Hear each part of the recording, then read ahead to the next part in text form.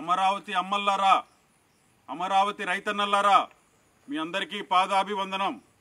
గత 200 రోజులుగా మీరు పడుతున్న మనోవేదన, ఈ ఆంధ్రప్రదేశ్ రాష్ట్రం ఏమైపోతుందో అన్న ఒక ఆవేదన మమ్మల్ని తీవ్రంగా కలిచివేస్తోంది. మీకు మద్దతుగా మేమున్నాం, మీ వెంటే మేమున్నాం. రాష్ట్రాన్ని 3 ముక్కలు చేసి మనలో మనకు ఐకమత్యం లేకుండా చేసి మనలో మనకి పోట్లాట పెట్టాలని చూస్తున్నారు. అయినా మొక్కవోని దీక్షతో మీరు చేస్తున్న ఈ ఉద్యమం మా అందరికీ స్ఫూర్తి.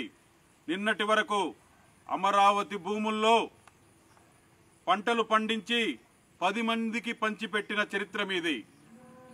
ఒక గొప్ప సంకల్పంతో చంద్రబాబు నాయుడు గారు ఇచ్చిన పిలుపు మేరకు రాష్ట్ర భవిష్యత్తు కోసం అమరావతి రాజధాని అనే ఒక కల్పవృక్షాన్ని నాటడానికి భూములు ఇచ్చిన త్యాగమూర్తులు మీరు.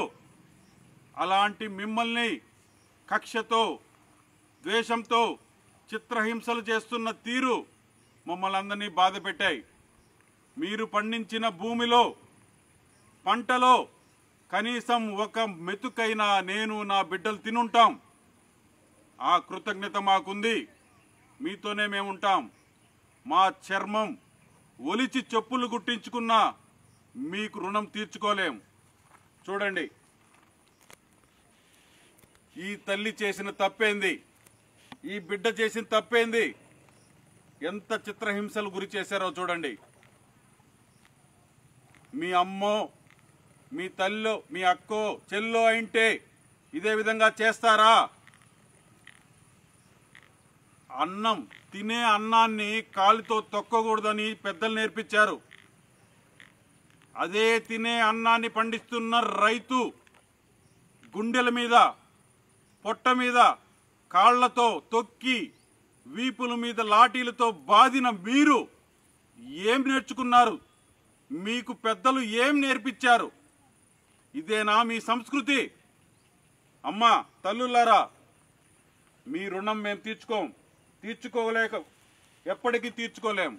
కానీ మీరు పడిన బాధని, మీ ఒంటి మీద పడిన దెబ్బలు తాలూకా నొప్పిని కొంతైనా మేం పంచుకోవాలనుకుంటున్నాం ఈరోజు.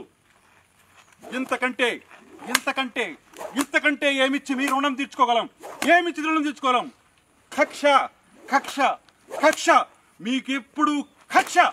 ఇంతకంటే దౌర్భాగ్యమైన చరిత్ర ఎక్కడా చూడలేదు. మీరు అనుభవించిన నొప్పిలో ఇది నొప్పే కాదు, ఇది నొప్పే కాదు. జై అమరావతి, జై అమరావతి, జై అమరావతి, జై అమరావతి, జై అమరావతి, జై అమరావతి, జై అమరావతి, జై అమరావతి, జై అమరావతి, జై అమరావతి, జై అమరావతి. ఆడబిడ్డలను కొట్టడం సంస్కృతి కాదు.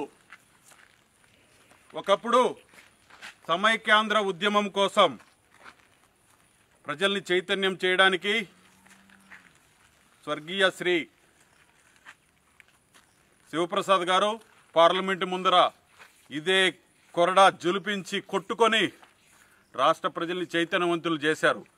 ఆ స్ఫూర్తితో 5 కోట్ల ఆంధ్రులు చైతన్యవంతులై అమరావతి మనందరి కోసం, ఏ ఒక్కరి కోసమో కాదు, ఇది రైతుల స్వార్థం కాదు, ఒక అమరావతి రాజధాని అనే కల్పవృక్షాన్ని నాటి దాని ఫలాల్ని మన పిల్లలకి, మన భవిష్యత్ తరాలకు అందించాలన్న ఒక గొప్ప సంకల్పం దాగి ఉంది అందులో. ఇది గుర్తించండి.